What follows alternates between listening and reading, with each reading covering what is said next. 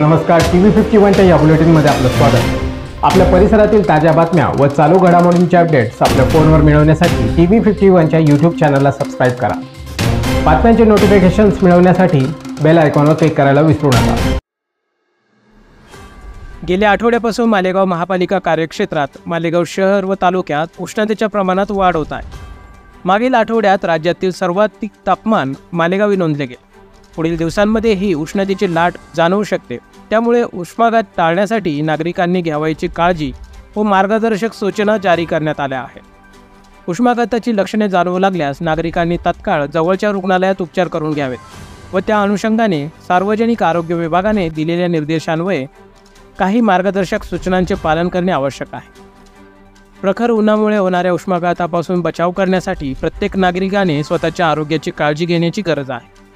उष्माघाताची नेमकी लक्षणे काय, तर चक्कर येणे, बेशुद्ध होणे, मळमळ किंवा उलट्या, डोकेदुखी, तीव्र तहान लागणे, असामान्यपणे गडद पिवळ्या रंगाची लघवी होणे किंवा लघवी कमी होणे, श्वासोच्छवास किंवा हृदयाचे ठोके वेगवान होणे ही काही उष्माघाताची लक्षणे आहेत।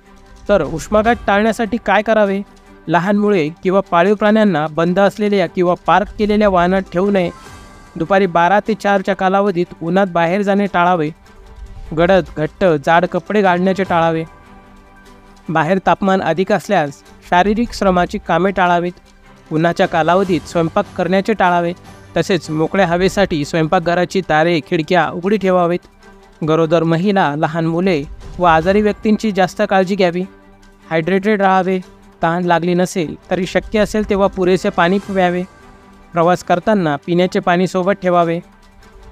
पाण्याचे प्रमाण जास्त असलेली हंगामी फळे आणि भाज्या जसे की टरबूज, कस्तुरी खरबूज, संत्री, द्राक्षे, अननस, काकडी किंवा इतर स्थानिक पातळीवर उपलब्ध असलेली फळे किंवा भाज्या खाव्यात। शरीरातील पाण्याचे प्रमाण कमी होत असल्यास ORS, घरी बनवण्यात आलेली लस्सी, लिंबू पाणी, ताक इत्यादींचा नियमित वापर करावा।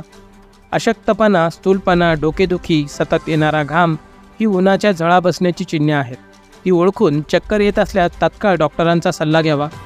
पातळ, सुती, शक्यतो हलक्या रंगाचेच कपडे घालावेत। थेट सूर्यप्रकाशाच्या संपर्कात असताना आपले डोके झाकून ठेवावे। बाहेर पडताना छत्री, टोपी, टॉवेल, शूज आणि चप्पल यांचा वापर करावा। जास्तीत जास्त घरातच राहण्याचा प्रयत्न करावा। घराबाहेर जात असाल तर दिवसाच्या थंड वेळेत म्हणजे सकाळी किंवा सायंकाळी आपापली कामे करून घ्यावीत। आउटडोअर ॲक्टिव्हिटी मर्यादित ठेवावीत। उष्णतेशी संबंधित आजार टाळता येण्यासारखे आहेत।